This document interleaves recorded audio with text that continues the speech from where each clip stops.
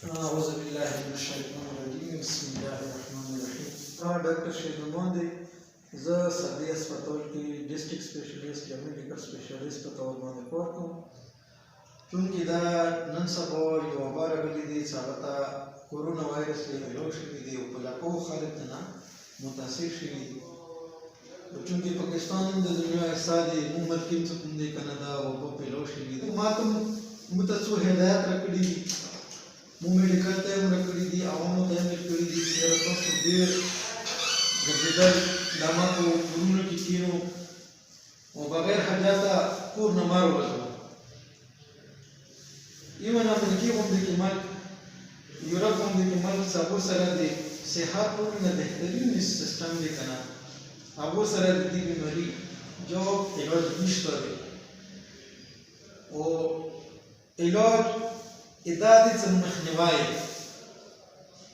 چې مزید دا بیماري پیدا نه شي. نو دې بیماري پیلوېدو لپاره یو څو احتیاط دي چې هغه مو خپل کور کې او خپل ځان باندې هغه مو شي اپلای کړو. تاسو لپاره مې چې یاره کور نه ډېر مه وځو، کور نه چې وځو ماسک اچوو، که ګلوز سره یې ګلوز ورته اچوو او ډېر نږدې کسانو سره کېناستل، 6 فوټه فاصله کم از کم ساتل پکار دي.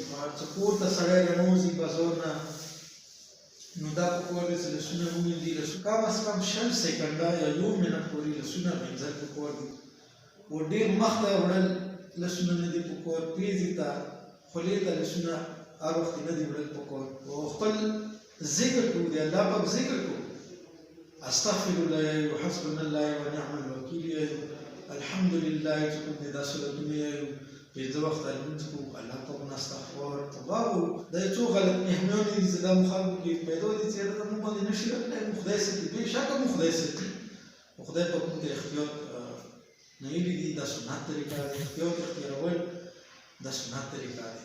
دا بیماري علامات نشته دي، ډاکټر ته یې پته نه لګېږي چې یاره دا عام زکام دی که دا د دې وایرس د وبا والا زکام دی. نو دې کې احتیاط ضروري دی.